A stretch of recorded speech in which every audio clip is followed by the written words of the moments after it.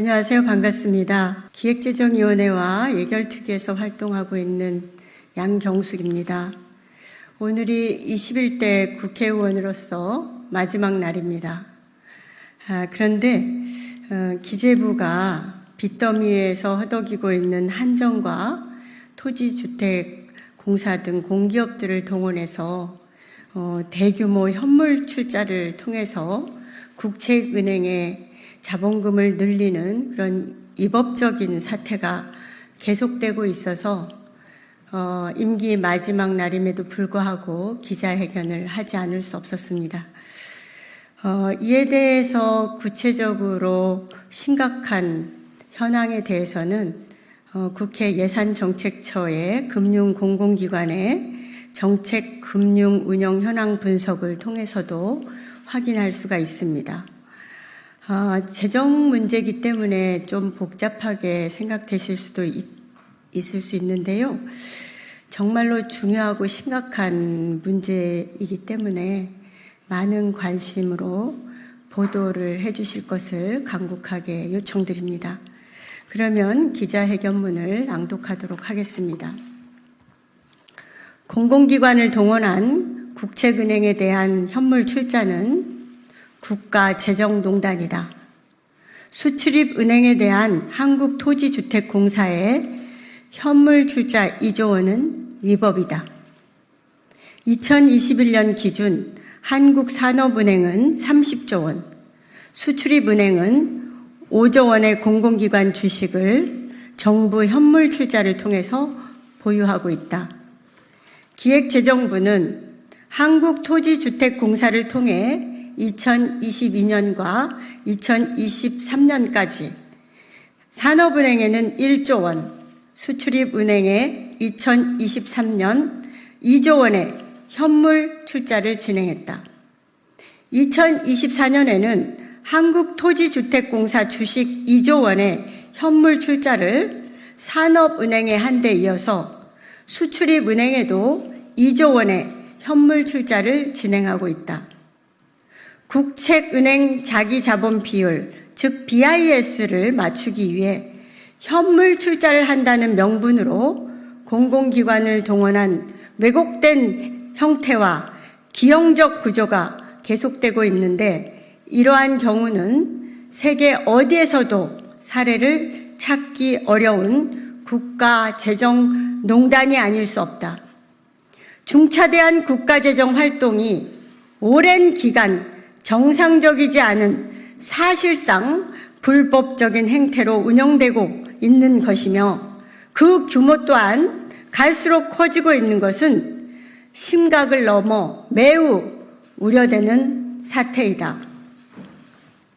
정부가 국가재정법 제53조 예산총계주의 원칙의 예외 제2항 국가가 현물로 출자하는 경우와 외국 차관을 도입하여 전대하는 경우에는 이를 세입세출 예산외로 처리할 수 있다는 조항에 근거하여 대규모 현물 출자를 계속하고 있다. 그런데 이는 현물 출자를 세입세출 예산 외로 처리할 수 있는 예외 조항을 악용하여 국가재정법을 무력화시키고 있는 것이다. 국책은행의 법정 자본금을 공기업 지분으로 현물 출자토록 허용하여 오랜 기간에 걸쳐 수십조 원의 유동성 자금 조달 창구로 전락시키고 있는 것인데 이렇게 무리한 방법을 동원하여 국가 재정을 운영하는 나라가 전 세계 어디에 또 있단 말인가? 국가재정법 제53조는 예산 총계주의 원칙 예외 조항이다. 예산 총계주의 원칙은 국가 재정의 모든 수지를 예산에 반영함으로써 그 전체를 분명하게 하고 국회에 재정상의 감독을 용이하게 하자는 데 그 의의가 있다. 그런데 보강금이나 일시차입금을 대상으로 하는 예산 외 처리를 공공기관 현물 투자를 통한 국책은행 자본금 확충까지 적용하는 것은 근본적으로 잘못된 것이다. 국가재정법 시행령 24조에도 국가재정법 53조 2항 국가가 현물로 출자하는 경우에 대한 어떠한 구체적인 조항이나 설명조차 없다. 국가재정법은 총칙, 예산, 결산, 기금, 보칙 등으로 구성되어 있는데 예산은 총칙, 편성, 집행으로 구분되어 있다. 그런데 집행의 예외 조항을 공공기관 현물 출자를 통해 국책은행 BIS 비율을 맞추고 대출을 늘리는 것은 법리 구조와 취지에도 반하는 전혀 맞지 않는 것이다. IMF 국가 부도나 세계적인 금융 위기와 같은 국가적 경제 위기를 막기 위한 비상적인 조치가 수십 년간 국회 동의도 받지 않은 채 국가 재정 활동의 불법적인 행태가 지속되고 있는 것이다. 기재부가 2025년에는 9년 만에 현금 1조 원을 수출입은행 출자를 추진한다고 발표했는데 2024년 현재 추진되고 있는 토지주택공사를 통한 현물 출자 2조 원도 당연히 국회의 동의를 받아야 하지 않겠는가. 이를 강력하게 촉구한다. 기획재정부는 2016년 산업기업구조조정 추진계획 및 국책은행 자본확충 등 보완 방안을 발표했다. 그 당시에도 한국은행이 발권력을 통해 기업은행에 대출하고 기업은행은 특수목적 회사에 대출하여 산업은행과 수출입은행의 조건부 자본증권을 매입하는 국책은행 자본확충 방안은 한국은행법과 은행법에 위배된다는 비판을 받았다는 것도 상기해야 한다. 더욱이 한국은행은 산업은행채, 한전채, 수출입은행채를 직간접적으로 사들여 유동성 확보와 양적 완화를 해주면서 국가 재정 운용의 불법 행위를 방조하고 있다.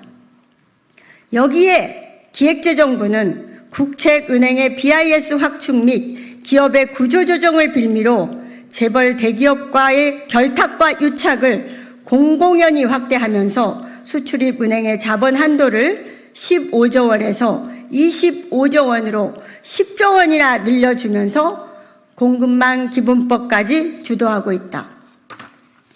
더 구체적으로 공공기관의 불법적 현물 출자는 국책은행마다 지분 출자 시기에 따라 평가액이 다 다르고 평가액이 장부상 잡혀있지도 않다는 것과 현물 출자 주식에 대한 위험 가중자산 계산 시 주식 익스포저에 대한 위험 가중치를 비상장 주식에는 250%로 적용해야 함에도 불구하고 100%로 잡아 정부 회계상 혼란을 주는 등의 문제까지 야기시키고 있다. 더욱이 공기업은 정부의 돌려막기 악순환에서 빠져나오기 어려운 빚더미가 계속 가중되고 있다는 것이다. 한국전력은 2023년 24조 원 손실이 발생했고 산업은행도 연결 기준 8조 원의 손실이 났는데도 정부는 별도의 재무제표로 1,600억 원이 넘는 배당금까지 받았다. 실제 현금이 아닌 장부상의 미봉책인 현물 출자로 고배당까지 부담하고 있는 것이다. 산업은행과 수출입은행에 대한 현물 출자는 한국전력과 한국토지주택공사 주식 현물 출자가 가장 많다. 한전은 부채 200조의 이자만 1조 5천억에 달하고 한국토지주택공사도 부채가 80조 원에 달한다. 국책은행 BIS 비율 하락에 대한 공기업 지분 출자라는 연명책은 근본적으로 바뀌지 않으면 안 된다. 이러다 국책은행이나 국가적 공기업이 부실화되면 민영화를 하거나 외국의 헐값으로 팔아먹는 사태가 재발할 것이 심히 우려되는 상황이다.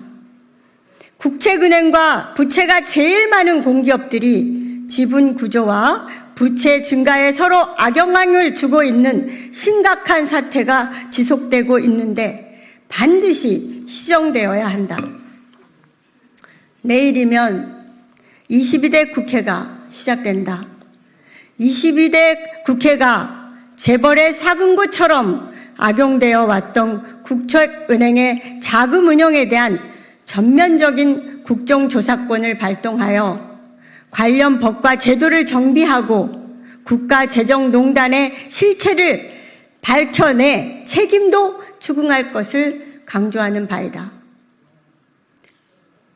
21대 국회의원 양경숙입니다.